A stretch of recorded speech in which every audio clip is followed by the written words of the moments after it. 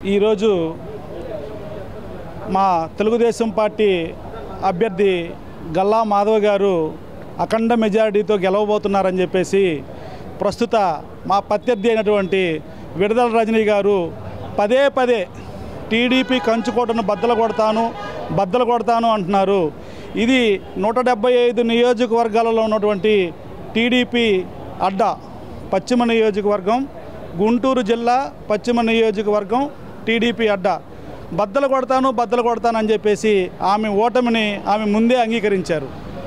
అసలు ఈ విడుదల రజనీ గారు చిలకలూరుపేటలో ఉన్నటువంటి ఆ నియోజకవర్గాన్ని అభివృద్ధి చేసి ఉంటే అక్కడ ఉన్నటువంటి ఎంపీటీసీలు కానివ్వండి, గ్రామ సర్పంచులు కానివ్వండి, జడ్పీటీసీలు కానివ్వండి, అక్కడ స్థానిక ప్రజలు కానివ్వండి, వ్యాపారస్తులు కానివ్వండి, మా మైనార్టీ సోదరులు కానివ్వండి, ఎవరైనా సరే అక్కడ ఉన్నటువంటి ఆ నియోజకవర్గంలో 2 లక్షల మంది ఓటర్లు ఉంటే ఏ ఒక్కరి విశ్వాసాన్ని ఆమె విశ్వసించుకోలేకపోయింది.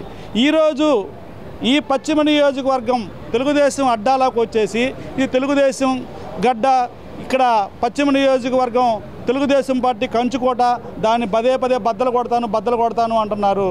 ఎట్టి పరిస్థితుల్లో ఈ 175 నియోజకవర్గాలలో అత్యంత జ్ఞానంతో ఆలోచించి ఓటు వేసే నియోజకవర్గం ఏదైనా ఉంది అంటే అది గుంటూరు పశ్చిమ నియోజకవర్గం. ఇక్కడ ఎవ్వరు కూడా మీరు మీ చిలకలూరుపేటలో మీరు ఏ విధంగా చేశారో ఇక్కడ ఆంధ్ర రాష్ట్రం మొత్తానికి తెలుసు.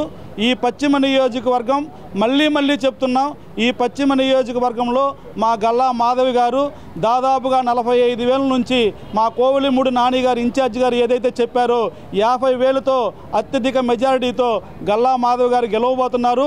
ఈ పశ్చిమ నియోజకవర్గంలో ఉన్నటువంటి 32,000 మైనార్టీ ఓటర్స్ కూడా దాదాపుగా 60 నుంచి 70% కూడా మా గల్లా మాధవి గారికి నీరాజనం పలుకుతూ ముందుకు సాగుతున్నారు.